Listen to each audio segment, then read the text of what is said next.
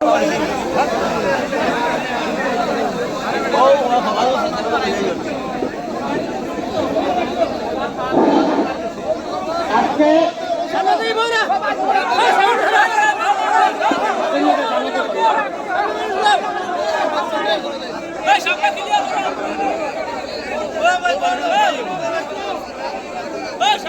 আমি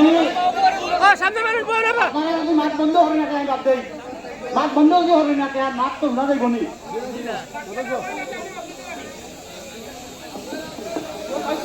আপনারা অনুরোধ করি আমরা সামনে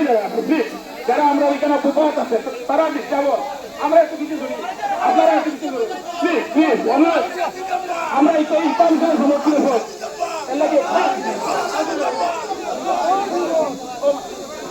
মাঠ ভেঙাতে খামছে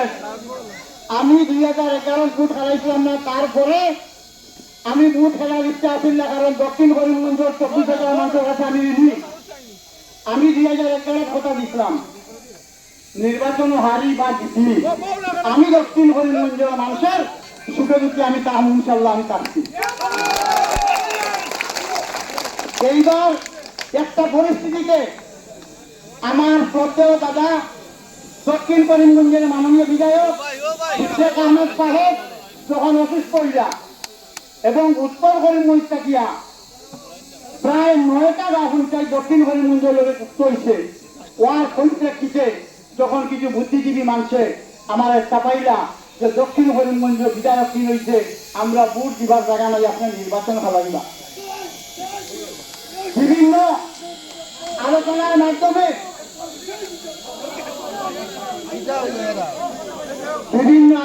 মাধ্যমে আমরা প্রায় 10টার মতো মিটিং করিয়া শেষ পর্যন্ত শুক্রাহান্দির সভা আমি একটা কথা কইলাম ঠিক আছে জন ছাড়া জমিদারি হয় না আর 10 কথা মানা লাগে হাসাইন না মিশা কই আমি কইছিলাম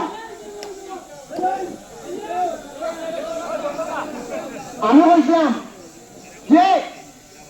আপনারা যারা আছেন আমার কোনো বাহিনী নাই আমি মানবারের ছেলে আমার 2 ছেলে একজন এসপিএস অফিসার একজন এমপিও হই রাজনীতি করার মতো আমার মধ্যে কোন ধরনের অস্ত্র নাই কারণ মাননীয় বিধায়ক সিদ্দিক আহমেদ সাহেবের 8 ভাই আসলা 8 ভাইয়ের যে দায়িত্ব নিয়ে কাম করছেন বিধায়ক কয়েকবার হয়েছেন মন্ত্রী হয়েছে আমার আজিজ আহমেদ খান সাহেবের 9 ভাই আমার তো কোনো ভাই নাই ভাই হল আপনারা যদি সবাই ভাই হিসেবে দেখতে হয় আমি আপনারা সম্মানার্থে আমি দক্ষিণ করিমগঞ্জ 2026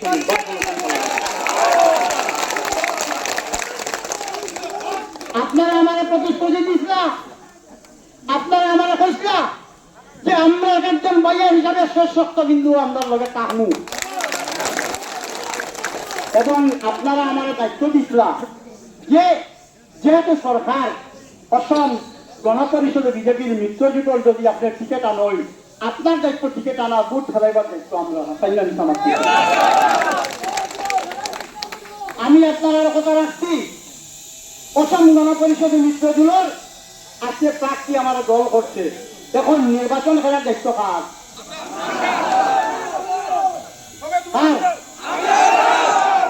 নির্বাচন খেলার দায়িত্ব আপনারা সব আমার বাইরে একজন বাইরে নিয়ে পারেন সব একজন ভাই হিসাবে দায়িত্ব লইয়া কালকে তাকে খেয়ে আমার ফাইলা না ফাইলা এই সমস্ত জিনিস ফাইলা বাইরে হিসাবে সবে একজন ইকবাল হোসেনের খাইতে খামন আব্বানি হয়েছে তারা তো সবে